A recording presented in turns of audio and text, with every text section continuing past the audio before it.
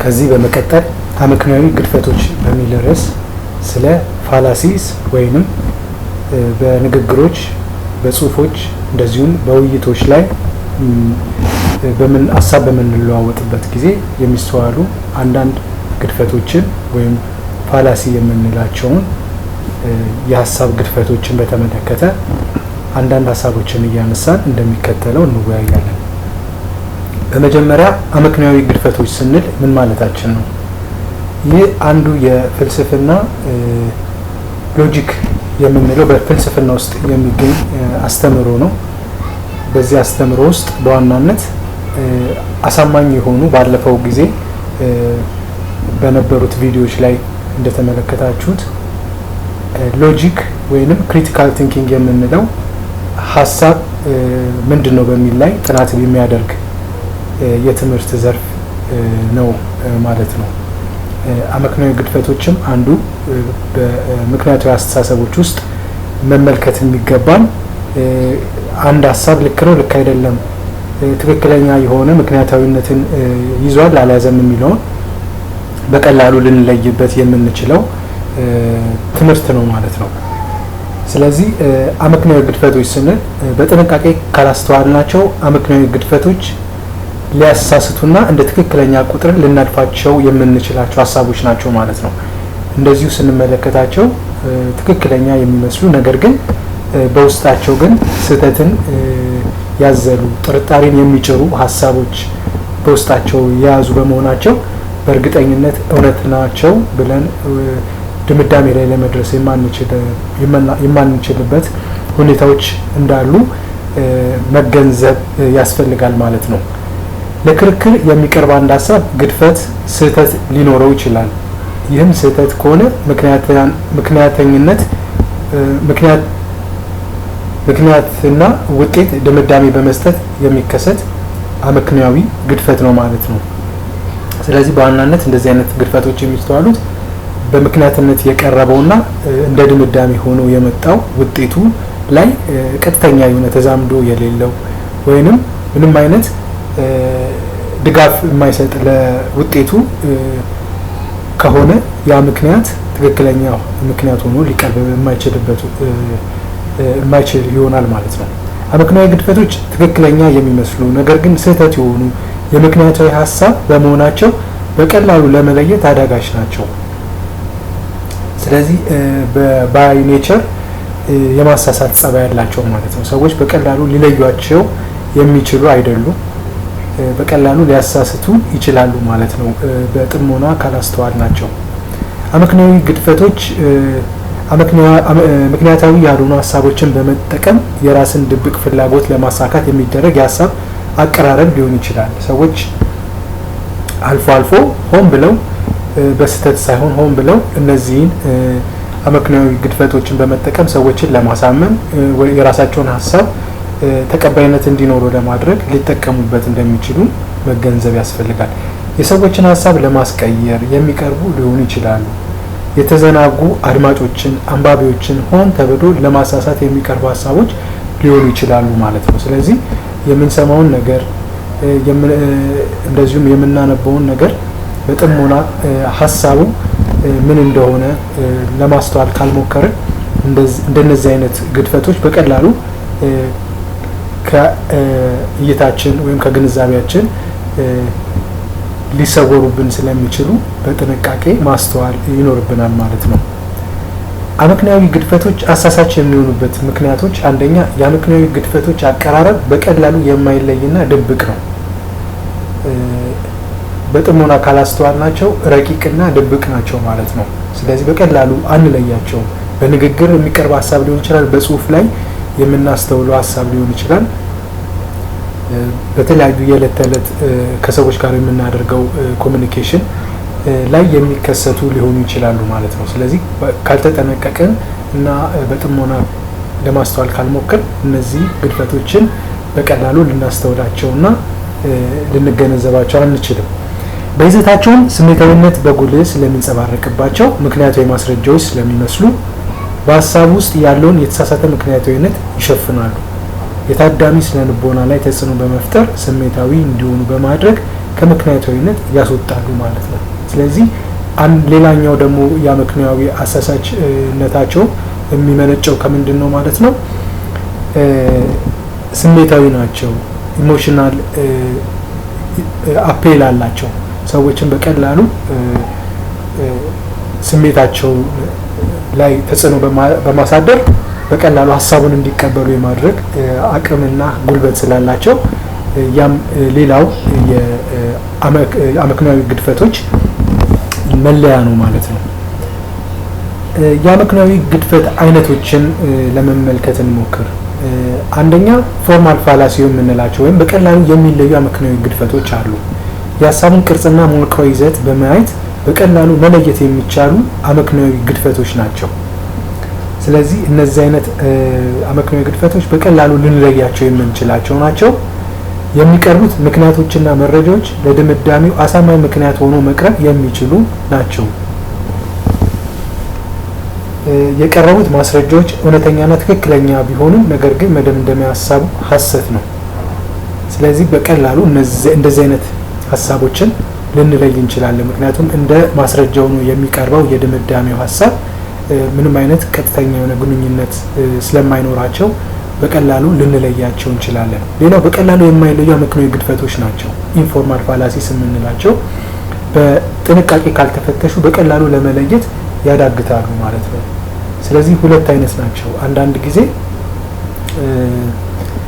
ቀላል መስለው የሚቀርቡ ከሆነ በቀላሉ ልንለያቸው እንችላለን። ነገር ግን አንዳንዶቹ ደግሞ ኢንፎርማል ፋላሲ የምንላቸው በጥንቃቄ ካላስተዋል ነው ከእይታችን ሊሰወሩ ስለሚችሉ በቀላሉ ልናውቅ አንችልም ማለት ነው። ስለዚህ እነዚህ ኢንፎርማል ፋላሲ እንላቸዋለን። የዚህም ዋና ሀሳብ የዚህም ዝግጅት የዚህም ውይይት ዋናው ሀሳብ የሚያጠነጥነው በኢንፎርማል ፋላሲ ላይ ይሆናል ማለት ነው። የአመክንያዊ ግድፈት አይነቶችን ላይ ያሉትን ሀሳቦች ስንመለከት የተገቢነት ግድፈት የሚቀርቡት ማስረጃዎች የተሰጠው ድምዳሜ ላይ ለመድረስ ተገቢነት የሌላቸው ምክንያታዊ ሀሳቦች ሲሆኑ ነው። ስለዚህ እነዚህ ኢንፎርማል ፋላሲሶች አንደኛው እንደ ምክንያት የሚቀርቡ ሀሳቦች ቀጥተኛ የሆነ ተዛማጅነት ከውጤቱ ጋር በማይኖርበት ጊዜ የሚከሰት በሚሆንበት ጊዜ ነው። የሚቀርቡት ማስረጃዎች ለቀረበው ክርክር ትክክለኛ መረጃ መሆን እንደሚችሉ የሚያሳምኑ በመሆናቸውና ስነ ልቦናዊ ተጽዕኖ መፍጠር የሚችሉ በመሆናቸው ተገቢነት ያላቸው ድምዳሜዎች ስለሚመስሉ ታዳሚን በቀላሉ ሊያሳስቱ ይችላሉ ማለት ነው። ስለዚህ ግድፈት የምንለው የቀረበው ምክንያት ከድምዳሜው ጋር ቀጥተኛ የሆነ ተዛማጅነት ያሌለው በሚሆንበት ጊዜ ነው። ነገር ግን ሁልጊዜም ይሄ በግልጽ የሚስተዋል ነገር ባለመሆኑ አሳሳችነቱ ከፍተኛ ነው ማለት ነው። እንደዚህ አይነት ግድፈቶች የአድማጭ የሰሚን ስሜት በመቆጣጠር የሚፈልጉትን ሀሳብ ተቀባይነት እንዲኖረው በማድረግ ዓላማቸውን ያሳካሉ ማለት ነው። የአመክንያዊ ግድፈት አይነቶችን ስንመለከት ቅድም እንዳልነው በዋናነት ኢንፎርማል ፋላሲዎች ላይ ነው የምናተኩረው ብለናል። ከነዚህ ውስጥ በመጀመሪያ ደረጃ የምንመለከተው ዛቻና ኃይልን እንደ ማሳመኛ የመጠቀም ግድፈት ነው። አፔል ቱ ፎርስ የምንለው ነው። ዛቻና ኃይልን እንደ ማሳመኛ በመጠቀም ስለ ልቦናዊ ጫናን በመፍጠር አንድ ሀሳብ ተቀባይነት እንዲኖረው የማድረግ የአመክንያዊ መርህን የመጣስ ግድፈት ነው ማለት ነው። ስለዚህ አፔል ቱ ፎርስ ኃይልን ብቻ የሚጠቀም ነው ማለት ነው። ዛቻና ማስፈራሪያ ሊሆን ይችላል። ነገር ግን ሀሳቡን እንደ ሀሳብ በምክንያታዊነት ከማስረዳት ይልቅ ጎልቶ የሚስተዋለው ምንድነው ማለት ነው? ኃይል ነው ማለት ነው። ስለዚህ ለምሳሌ እንደ ምሳሌ ብንመለከት አባት ለልጁ ልጄ ጠንክራ አጥና፣ ጠንክራ የማታጠና ከሆነ ስራ የሌለው አውደልዳይ ትሆናለህ በሚለው ሀሳብ ውስጥ ምንም እንኳን አባታዊ ምክር ቢሆንም በውስጡ ግን አንዳች የሆነ የሚያስፈራራ ኃይል አለው ማለት ነው። ስለዚህ አፔል ቱ ፎርስ ነው ልንለው የሚያስችሉ ኢሞሽናል የሆነ ነገርን የሚጭሩ ኃይል በውስጡ አለ ማለት ነው። ስለዚህ በዚህ ምሳሌ ውስጥ ልጁ ፍርሃት እንዲያድርበት እና እንደዚሁም ደግሞ ጠንክሮ ሊያጠና ይችላል። ወይም ደግሞ ፍርሃቱ በጣም ከፍተኛ ከመሆኑ የተነሳ ደግሞ ይህንን ነገር የማጥናት የሚለውን ሀሳብ ከአእምሮም ሊያወጣው ይችላል ማለት ነው። ስለዚህ ትክክለኛ የሆነ ውጤትም ላያስከትል ይችላል። አፔል ቱ ፎርስ እንደ ምሳሌ ሆኖ ሊነሳ የሚችለው አንድ ምሳሌ ይሄ ነው። የመፍትሄ ነጥቦቹ እነዚህን አይነት የአመክንዮአዊ ግድፈቶችን በሚያጋጥመን ጊዜ ምን አይነት መፍትሄዎችን ነው መውሰድ ያለብን?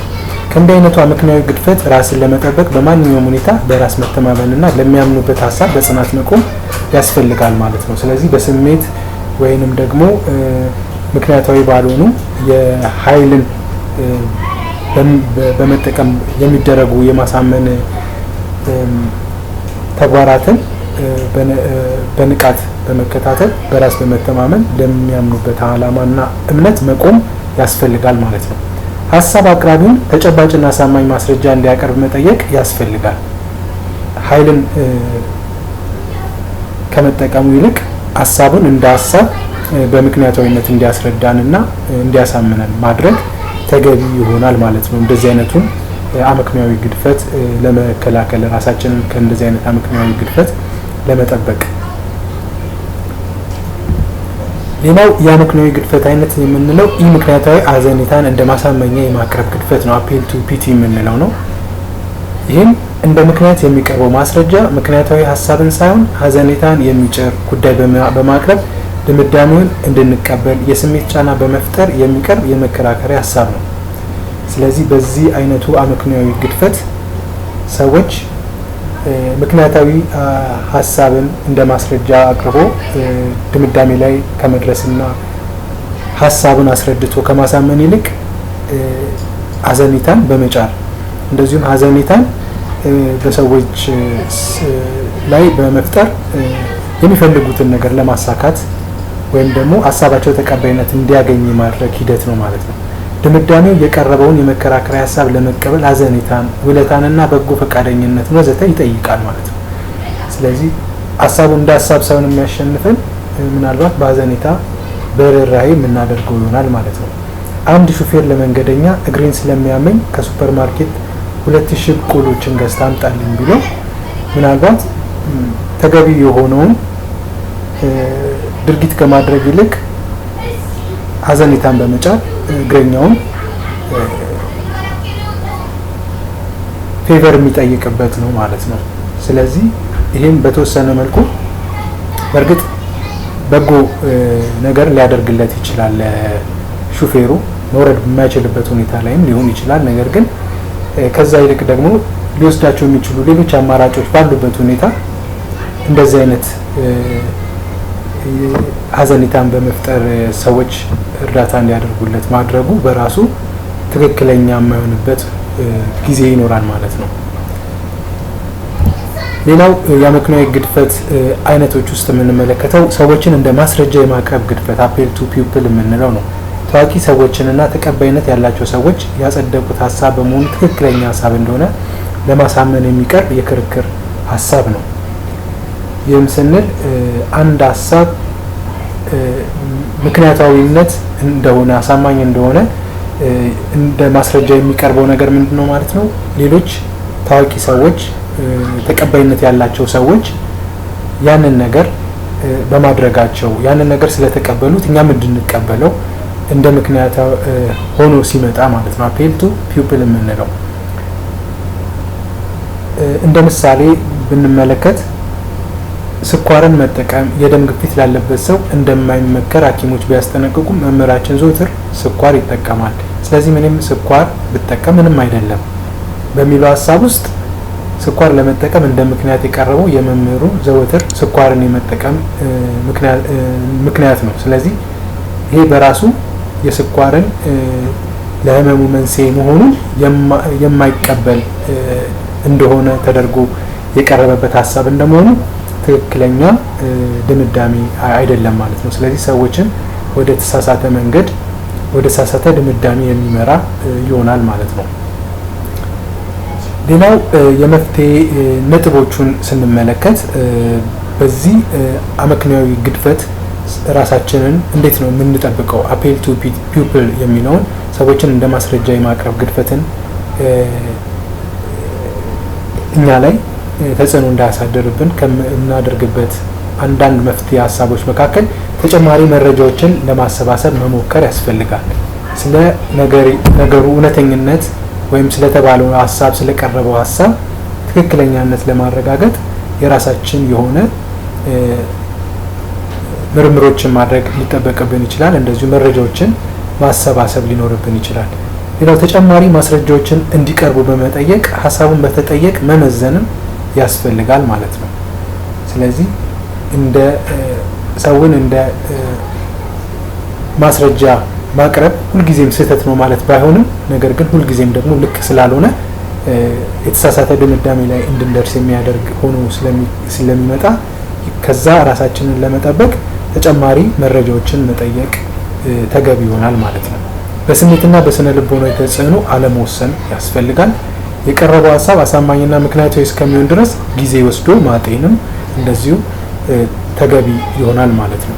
ስለዚህ ራሳችንን ከእንደዚህ አይነት አመክንዮአዊ ግድፈቶች በእነዚህ መፍትሄ ሀሳቦች መከላከል መጠበቅ እንችላለን ማለት ነው። ግለሰባዊ ጥቃት ተኮር ግድፈት ወይም አርጊውመንት አጌንስት ዘ ፐርሰን የምንለው ደግሞ ሌላው የአመክንዮአዊ ግድፈት አይነት ነው። ይህ አይነቱ የአመክንዮአዊ ግድፈት ምንድነው? የሚቀርበው ሀሳብ ለድምዳሜው የሚሆን አሳማኝ ምክንያት ሳይሆን ግለሰባዊ ተኮር የሆነ አሉታዊ ነቀፋ ነው። ስለዚህ ሀሳቡን እንደ ሀሳብ ከመሞገት ወይም ሀሳቡን እንደ ሀሳብ ከመንቀፍ ይልቅ ሰውየው ላይ ትኩረት በማድረግ ሰውየውን የማጥቃትና ሀሳቡንም በዛው ልክ የመመዘን ሁኔታ ነው ማለት ነው። ሀሳቡ ላይ የሚቀርቡ ሂሶች በምክንያታዊነት ሀሳቡን ከመተቸት ይልቅ የግለሰቡ ስብዕና ላይ ያተኮሩ ጥቃቶች ጎልተው ይንጸባረቃሉ። ስለዚህ ሀሳቡን እንደ ሀሳብ ከማየት ይልቅ ባያዝድ እንድንሆን እና ሀሳቡን ከሰውየው አንጻር እየተመለከት ነው በዛ ሀሳቡን የመመዘን ሁኔታ እንዲፈጠር የሚያደርግ ነው ማለት ነው። ለምሳሌ አንድ ምስኪን ነዳያን ስለ ራስን ስለመሆን እንዴት ሊነግረን ይችላል? ራስን ስለማበልጸግ የነገረን ነገር ሁሉ አንድ ምልክት ሊሆን አይችልም። ስለዚህ የነገራቸው ሀሳብ እንደ ሀሳብ ከመሞገት ይልቅ የሰውየውን ማንነት፣ የሰውየውን ምስኪንነትና ነዳይ መሆን በተመለከተ ትኩረት አድርጎ ሰውየው ላይ የሚከናወን ጥቃት በመሆኑ ግለሰባዊ ጥቃት ተኮር ግድፈት እንለዋለን ማለት ነው። ስለዚህ የአይነቱን ግድፈት እንዴት ነው የምንከላከለው ካለን፣ አንደኛ በቀላሉ ስሜታዊ ያለመሆንና በተመሳሳይ መንገድ ምላሽ ለመስጠት አለመሞከር አንዱ ልንከላከልበት የምንችለው መንገድ ነው። ተረጋግቶና በትህትና ትክክለኛው መልስ መጠየቅ፣ ግለሰቡ ላይ ያተኮረ መልስ ከመመለስ ይልቅ ለቀረበው ሀሳብ የሚሆን መልስ መስጠት ተገቢ ይሆናል ማለት ነው። ስለዚህ ሀሳብን እንደ ሀሳብ መንቀፍ እንጂ ስለ ሀሳብ በሀሳብ ዙሪያ እየተነጋገርን የሰውየውን ማንነት ወይም ስለ ሰውየው መናገር ወይም እሱን ፐርሰናል የሆኑ አታኮችን በማድረግ ሀሳቡ ነቀፌታ ተቀባይነት እንዲያጣና እንዲነቀፍ ማድረግ ተገቢ አይሆንም ማለት ነው። የተሳሳተ ወካይ ምስል የመፍጠር ግድፈት ስትሮ ማን ፋላሲ የምንለው ደግሞ ሌላው የአመክንዮአዊ ግድፈት አይነት ነው። ይህ አይነቱ ግድፈት ቅድም ከተመለከት ነው አርጊውመንት አጌንስት ዘ ፐርሰን ወይንም ግለሰብ ተኮር ጥቃት የምንለውን አይነት ፋላሲ የሚመስል ቢሆንም የራሱ የሆነ ደግሞ ልዩነት ይኖረዋል ማለት ነው።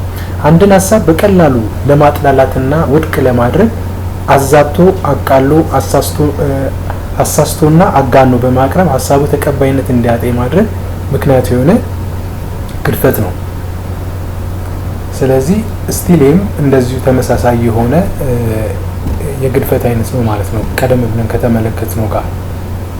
ስለዚህ ሀሳቡን ከመንቀፍ ሀሳቡን ላይ ሂሶችን ከማቅረብ ይልቅ ግለሰብ ተኮር የሆነ ነቀፋ በሚሆንበት ጊዜ ነው ማለት ነው እንደዚህ አይነት ስትሮማን ፋላሲ የሚከናወነው።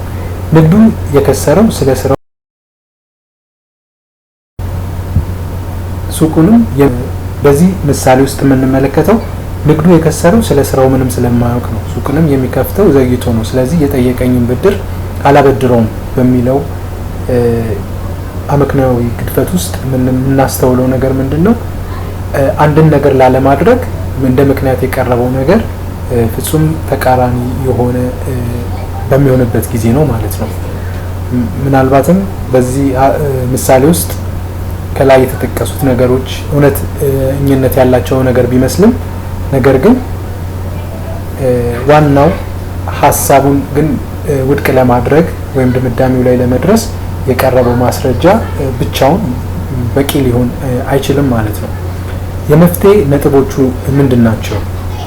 ተዛብቶና የተሳሳተ ትርጓሜ እንዲይዝ ሆኖ የቀረበው ሐሳብ ባለማወቅ ስለሚሆን ትክክለኛ ግንዛቤ እንዲኖረው ማድረግ ያስፈልጋል። መጀመሪያ ስህተቱ ካልተስተካከለ ሐሳቡ መዛባቱንና ትክክለኛ ትርጓሜ እንዳልተሰጠው ማስገንዘብና እንዲስተካከል ማድረግ ያስፈልጋል ማለት ነው። እንደዚህ አይነት አመክንዮአዊ ግድፈቶች ያሉ ሲመስለን በእንደዚህ አይነት ተጨማሪ ሐሳቦችን በመጠየቅ እና ትክክለኛ ትርጓሜ እንዲሰጠው ማብራሪያ በማቅረብ ወደ ትክክለኛው አመክንዮአዊ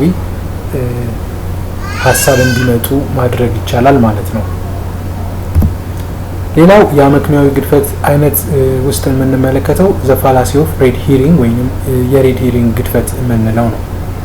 ከክርክር ሐሳቡ ጋር ምንም አይነት ተያያዥነት የሌላቸውን ሐሳቦች በማንሳት ለክርክር ሐሳቡ እንደ ማስረጃ ሆኖ እንዲቀርቡ በማድረግ ድምዳሜ ላይ ለመድረስ የመሞከር ግድፈት ነው። ስለዚህ እስካሁን ድረስ እየተመለከትናቸው ያላቸው አርጊመንት አጌንስት ዘ ፐርሰን ወይንም ሐሳቡን ከመንቀፍ ይልቅ ግለሰብ ተኮር የሆነ ሂስን በመስጠት ሐሳቡን ተቀባይነት እንዲያገኝ ስሜታዊ ጫና የማሳደር ግድፈት ነው ማለት ነው። ስለዚህ ሬድ ሂሪንግም ከነዚህ ውስጥ አንዱ ነው። ለምሳሌ በክርክር ሐሳቡ ጋር ምንም አይነት ተያያዥነት የሌላቸውን ሐሳቦች በማቅረብ ድምዳሜው ላይ መድረስ ነው። ስለዚህ ለድምዳሜው ምንም አይነት ተያያዥነት የሌለው ማስረጃዎችን የማቅረብ ግድፈት ነው። ነገር ግን ቅድም እንዳልነው ኢንፎርማል ፋላሲ እንደመሆናቸው በቀላሉ የምንለያቸው አይነት ፋላሲዎች አይደሉም። ስለዚህ ሰዎችን በቀላሉ ሊያሳስቱና ወደ ተሳሳተ ድምዳሜ እንዲደርሱ የሚያደርግ እንደዚሁ የተሳሳቱ ድምዳሜዎችን እንዲቀበሉ የማድረግ ኃይል አላቸው ማለት ነው። እንደ ሬድ ሂሪንግ ያሉትን የአመክንዮአዊ ግድፈቶች እንደ ምሳሌ ብንመለከት ለምሳሌ ለምርጫ ውድድር ያቀረበው የኢኮኖሚ ፖሊሲው ምንም አይነት ተቀባይነት ያለው ሐሳብ አይደለም። ከዚህ ይልቅ የጀመረውን ትምህርት ቢጨርስ የተሻለ ይሆናል በማለት ዋናውን ሐሳብ ማለትም የኢኮኖሚ ፖሊሲውን ከመተቸት ይልቅ የግለሰቡን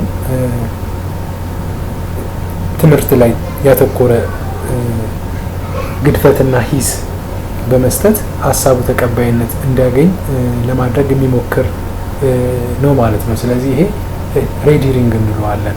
ሰዎችን ወደ ተሳሳተ አቅጣጫ በመውሰድ በቀላሉ ሐሳባቸውን እና እንደዚሁም ትኩረታቸውን ወደ ሌላ አቅጣጫ እንዲሄድ በማድረግ ሐሳቡ ትክክለኛ ሆኖ እንዲሰማቸው ሐሳቡ ትክክል ነው ብለው እንዲቀበሉት ጫና የማሳደር ፋላሲ ነው ወይንም አመክንዮአዊ ግድፈት ነው ማለት ነው።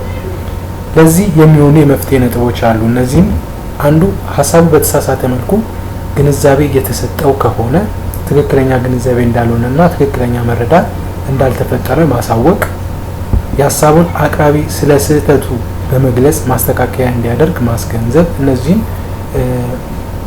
ነጥቦችን ተግባራዊ በማድረግ ከእንደዚህ አይነቱ ግድፈቶች ራሳችንን ልንጠብቅ እንደዚሁም ሐሳቦችን ልንመዝናቸው ይገባል ማለት ነው። ሌላው የማጠቃለል ግድፈት ወይንም ፋላሲ ኦፍ አክሲደንት የምንለው ነው። እንደ አጠቃላይ እውነት የሆነ ነገር ለንዑሳንና ለተለያዩ ሁኔታዎች ሁሉ እንደሚሰራ የመደምደም የምክንያታዊነት ግድፈት ነው።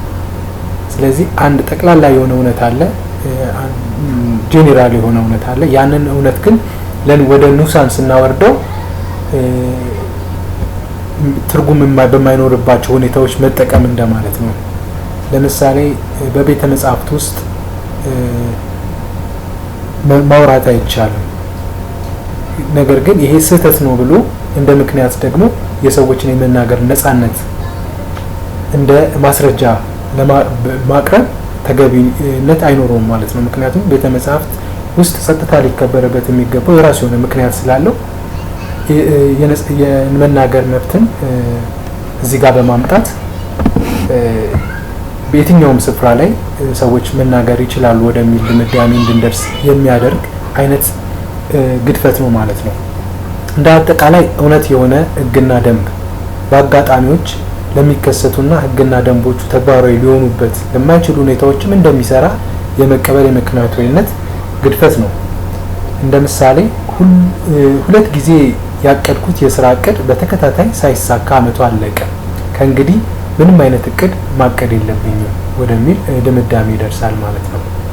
ስለዚህ እውነት ነው ከላይ የተጠቀሰው ሀሳብ እውነት ነው። 2 ጊዜ እቅዱ ሳይሰራ ቀርቷል ወይም አልተሳካም።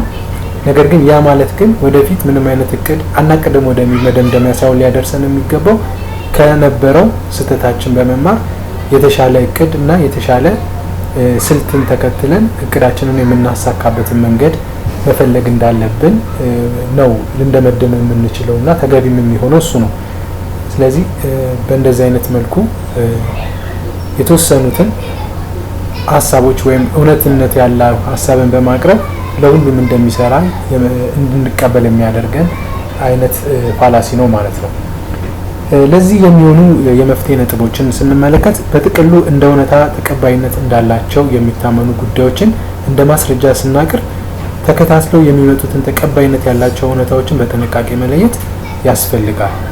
ስለዚህ በየትኛው ኮንዲሽን በየትኛው ሰርከምስታንስ ነው እንደዚህ ነገሮች እውነትነትን ይዘው የሚቆዩት የሚለውን ነገር ማጤንና መገንዘብ ያስፈልጋል ማለት ነው።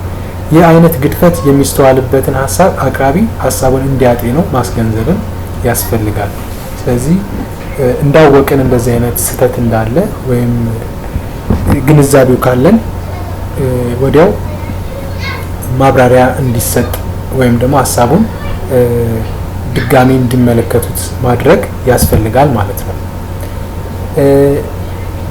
ሌላው ዋናውን ጉዳይ የመሳት ግድፈት ወይንም ፋላሲ ኦፍ ሚሲንግ ዘ ፖይንት የምንለው ነው።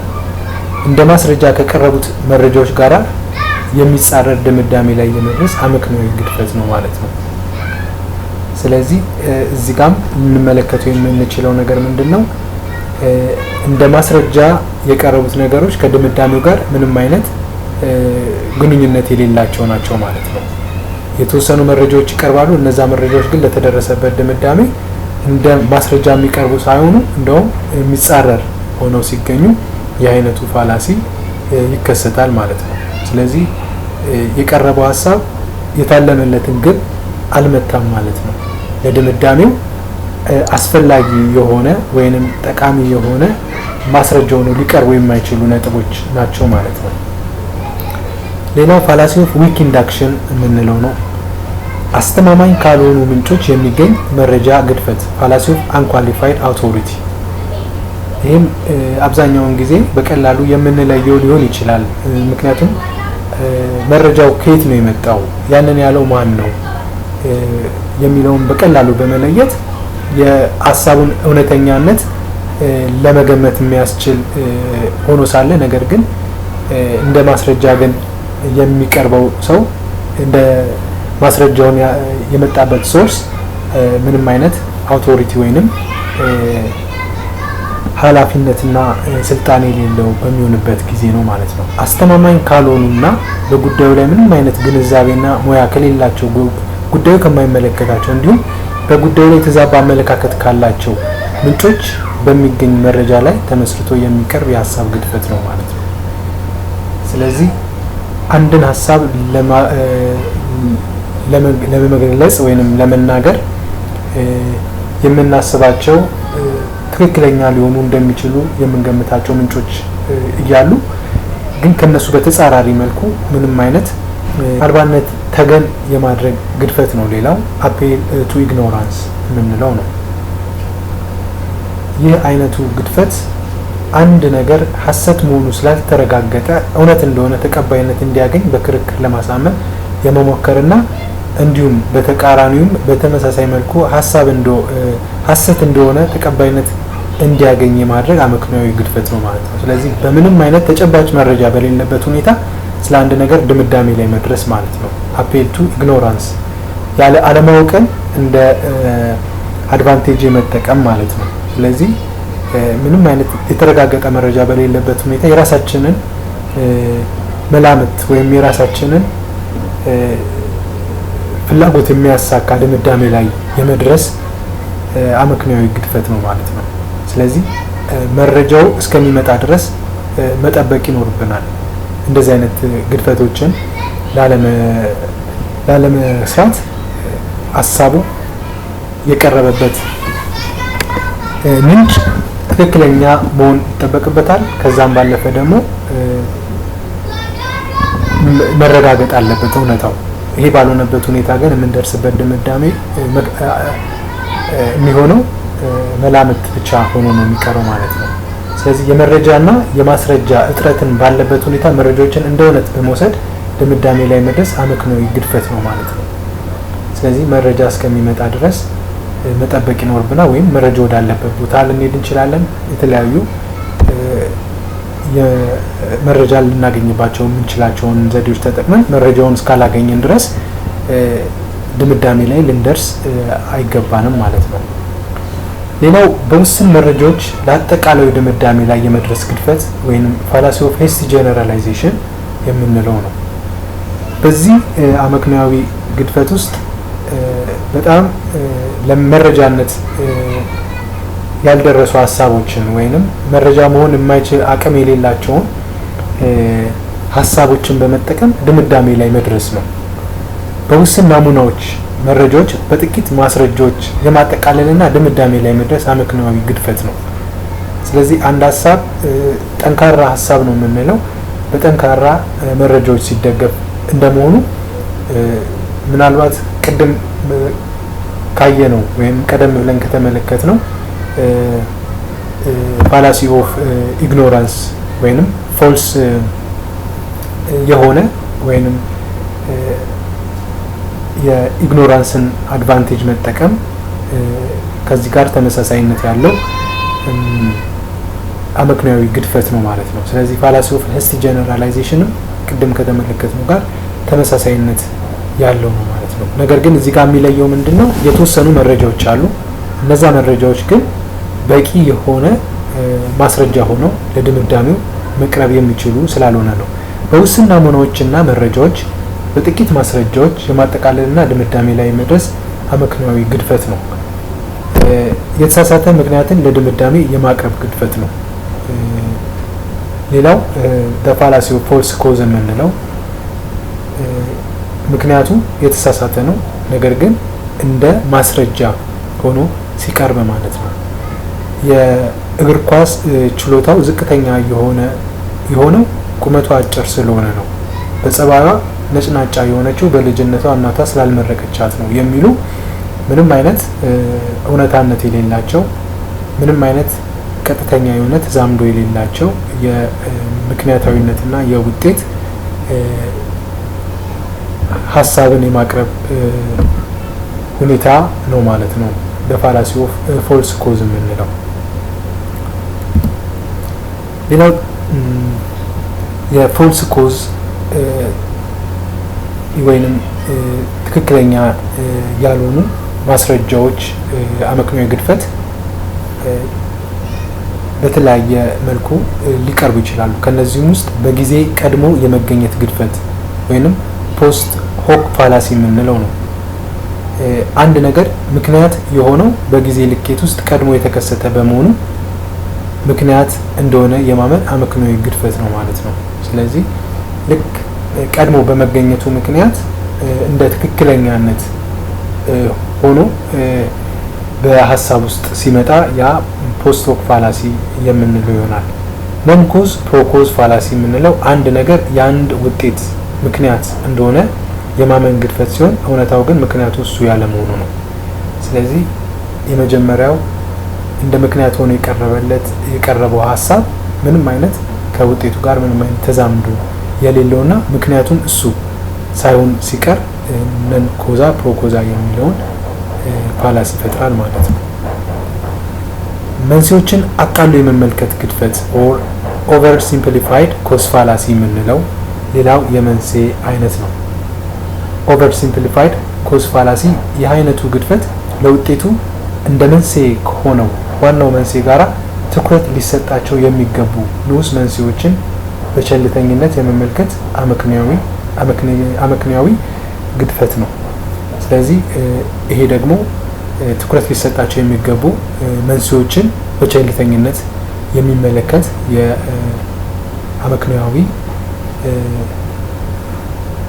አመክንያዊ ግድፈት ነው ማለት ነው።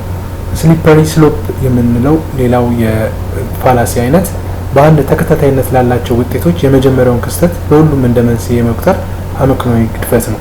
ስለዚህ የተለያዩ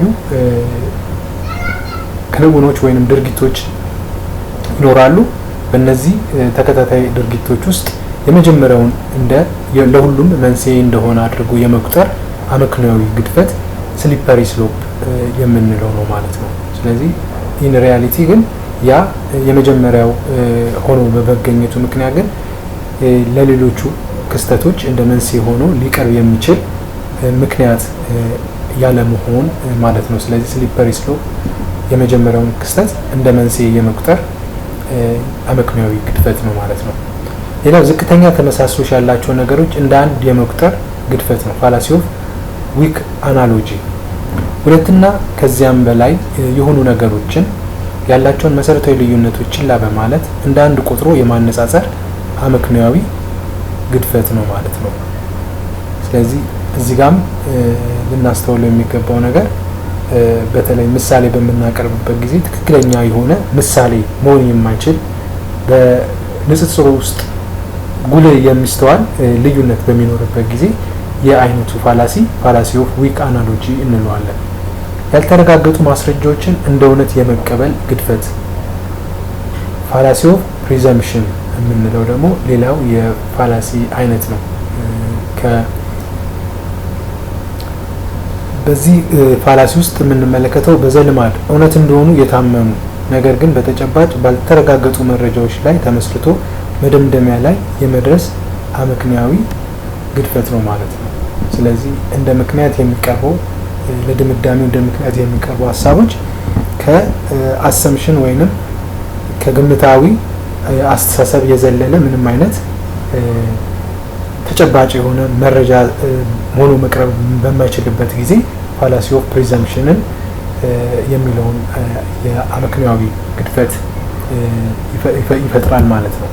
ታይፕ ኦፍ ፋላሲ ኦፍ ፕሪዘምፕሽን ስንመለከት እንደዚህ አይነቶቹ ፋላሲዎች ደግሞ የተለያየ አይነት ይዘት ሊኖራቸው ይችላል። አንደኛ መነሻ ጥያቄውን መልሶ የመጠየቅ ግድፈት ወይም ቤጊንግ ዘ ኩዌስችን የምንለው አይነት ፋላሲ ነው። እንደ መንስኤ ምክንያት የተገለጸን አንድ ሀሳብ በውጤት ድምዳሜ ላይ መልሶ የማምጣት የምክንያታዊነት አዙሪት ላይ የተመሰረተ አመክንያዊ ግድፈት ነው። ስለዚህ መመለስ ያለበት ጥያቄ ሳይመለስ ቀርቶ እንደ በውጤት ወይም በድምዳሜ ላይ መልሶ የማምጣት ያንን እንደተመለሰ አድርጎ መልሶ የማምጣት የሀሳብ አቀራረብ መነሻ ጥያቄው መልሶ የመጠየቅ ግድፈት ነው ማለት ነው።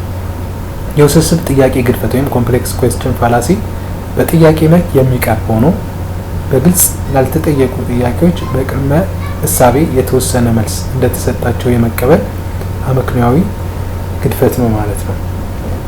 ስለዚህ ጥያቄን የሚያጭሩ ቅድመ እሳቤዎችን ነክሶ ማውጣት ያስፈልጋል ማለት ነው። ስለዚህ በምንም ባልተረጋገጠ ሁኔታ ላይ የተረጋገጠ ሀቅ ወይንም እውነት ነው ብሎ ድምዳሜ ላይ ለመድረስ የሚሞክር በመሆኑ ጥያቄ የሚያጭሩ ቅድመ እሳቤዎችን ነክሶ በማውጣት ያንን መልስ እንዲያገኝ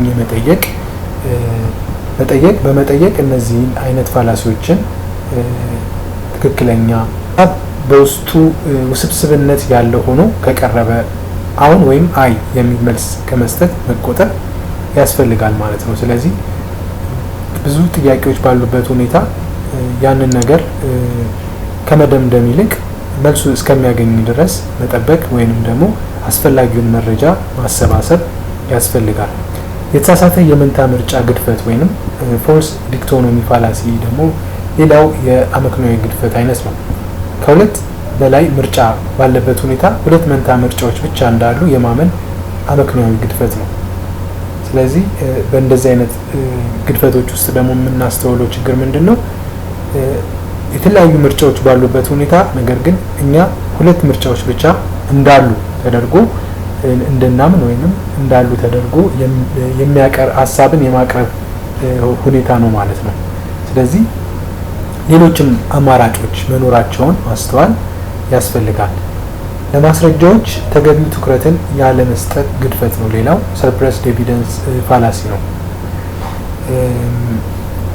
ስለዚህ እነዚህ አይነት ፋላሲዎች የሚቀርበው የመከራከሪያ ሀሳብ እንደ ማስረጃ ለቀረቡት ሀሳቦች ተገቢውን ትኩረት አለመስጠትና ለአንድ ነጥቦች ከልክ በላይ ትኩረት የመስጠት አመክንዮአዊ ግድፈት ነው ማለት ነው። ስለዚህ በቀረቡት ሀሳቦች ውስጥ ሰርፕረስድ የተደረጉ ወይንም ጎልተው እንዲስተዋሉ ያልተደረጉ ሀሳቦች ካሉ እነዛ ትኩረት እንዲያገኙ ማድረግ ያስፈልጋል።